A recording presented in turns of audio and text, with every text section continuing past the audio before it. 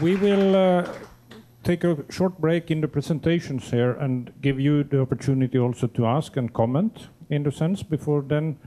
These are the real doers within Baltic Deal. The rest of us that will comment on this project are more a little aside, or we are working interlinked with them, but not directly with the farming issues as such. So we take some questions now to these Sindre, Stina and Erika. My name is Lina Yukonita. What do you mean by green agriculture? Is it ecological agriculture or? It's like a term like more greener, you know, like to use like agro-environmental measures, for example, I don't know, put some manure storages or something, you know, like to not pollute so much. It does not mean the ecological agriculture. No. In some countries there were a preference for organic farms, but in general it's both conventional and organic farms. The whole essence is about improving practices to reduce the losses of nutrients from the farms, and both organic and conventional farms are losing nutrients, but by improving practices both types of farms can improve. So we covered both these big categories. Okay. Monika Cholewczyńska, Poland, self-government in the region. I have a question concerning challenges during the implementation of the project. Which challenges could you name or did you face during the implementation of the project? Challenges connected, for example, with the national regulations in the agriculture sector, or maybe another you can name? Of course, with a project like this, there are many challenges, but the topic is about communication. So I think if we link it to what you said about regulations, I think one challenge is that some countries, when it concerns agri-environmental measures, may have a very regulative approach to that in the project. Denmark is an example where they are very strict on regulations. In some countries, the voluntary approaches are preferred, and I'm not sure about Lithuania, but Sweden is an example where the farming community are striving for finding voluntary solutions. So there is a culture in some countries to actually work proactively and to be very much engaged from the beginning, and I think that is some sort of challenge in some countries. But I think maybe Stina, you have some concrete things on this topic. Actually, we haven't been looking so much on problems. Everything has, in terms of communication, been carried out in, I think, in an adaptive way. I mean, we of course, even if the European Union has a common agriculture policy, I don't think you find any other sector that is as national as the agriculture sector. I mean, each country has their own way of doing things. So I guess the first year was very much a learning process in hitting a sort of common ground, and I think the last 2 years were extremely productive. But also this language thing is, I think, is not a challenge, but it's a problematic, because in a project team you can always use English, but if you want to reach out to national advisors, national farmers, it doesn't work. So in terms of identifying the gold nuggets that you really want all farmers to be able to read throughout the region, it's very, very hard to actually make that selection. And I don't know if there was anything more than this fine report that was actually published in national languages. There were translations done for many things, but for all countries in the same way, that was the only thing we ended up with, because translations costs are very high. So the national partners had to pick and select what to translate into national languages. I'm Lars Fernvall from Vinnova, the Swedish Innovation Agency. I don't know very much of farming, even if I have a neighbor who have about 400 cows. But anyhow, what I was a bit curious of is did you set up some special goals that you would like to reach in when it comes to reduction of or was it just to make it better than it is today? And another question maybe, how big investments is involved in changing the farming processes that are today?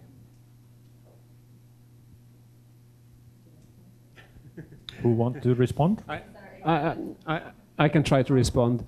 In terms of sort of improving the state of the Baltic Sea, we were very clear from the very beginning that this project is not putting up any targets for that. I mean, this is a 3-year project.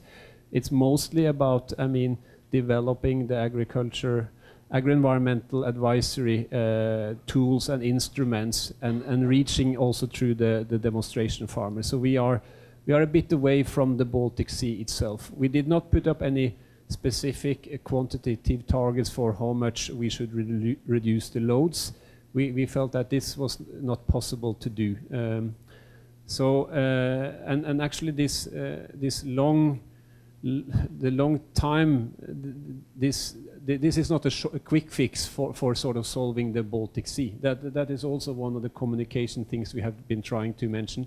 We forgot it now in the introduction here, but this is quite obvious to us because of diffuse pollution of nutrients is something that takes a long time to transport throughout the soil masses into the creeks, rivers, lakes, and eventually to the Baltic Sea. So this is not a quick fix, but it's something that needs to be done and should be done.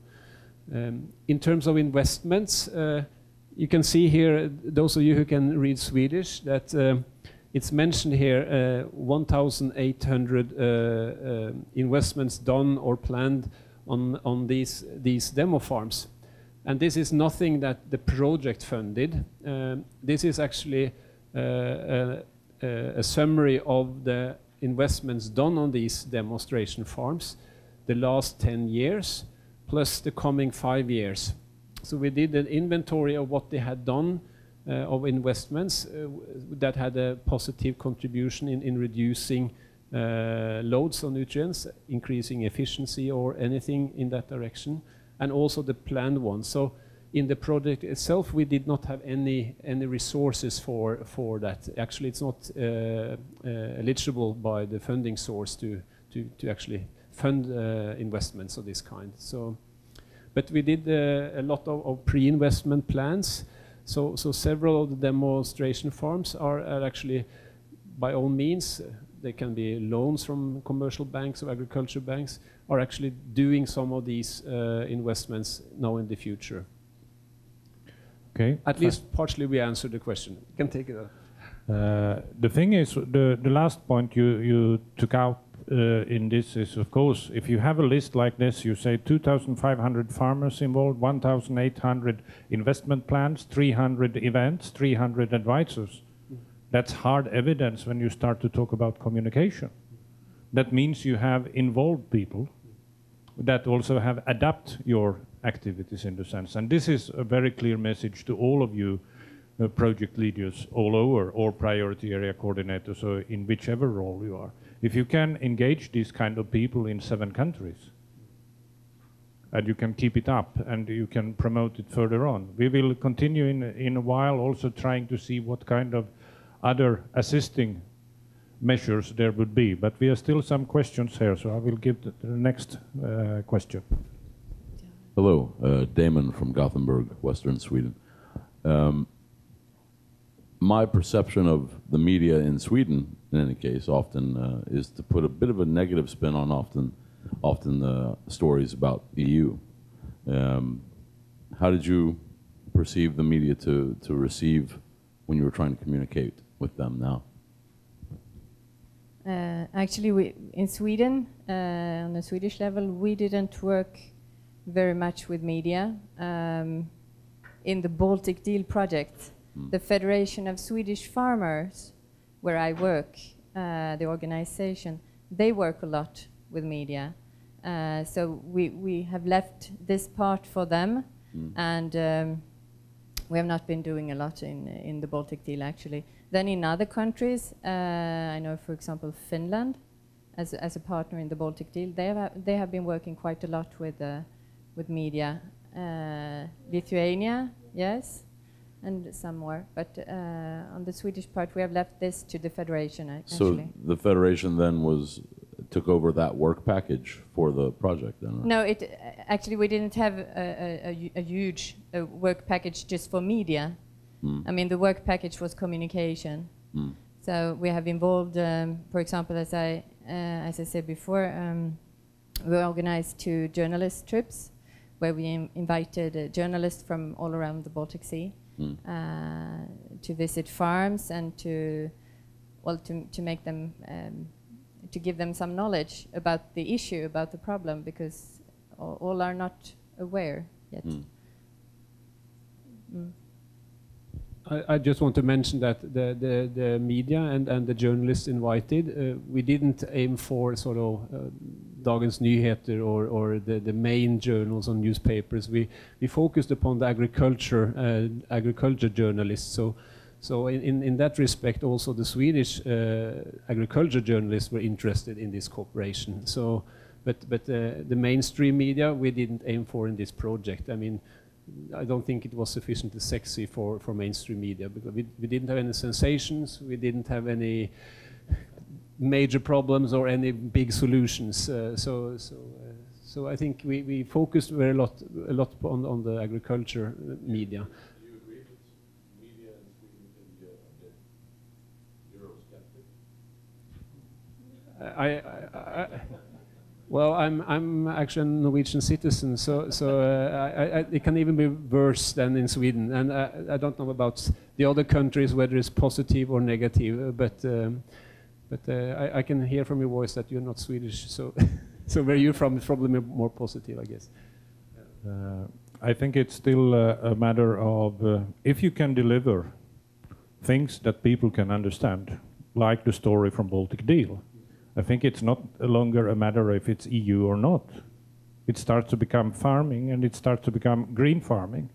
And then it happens to happen within EU. And I think that's also part of showing results in the end. And when you deliver results, perhaps also the picture in media can change one day. I think we have been too blurry in many projects, not really delivering the results. Not having the list of okay, we didn't have any money, but still we can develop 1,800 investment plans. I think that is hard currency, also delivering this.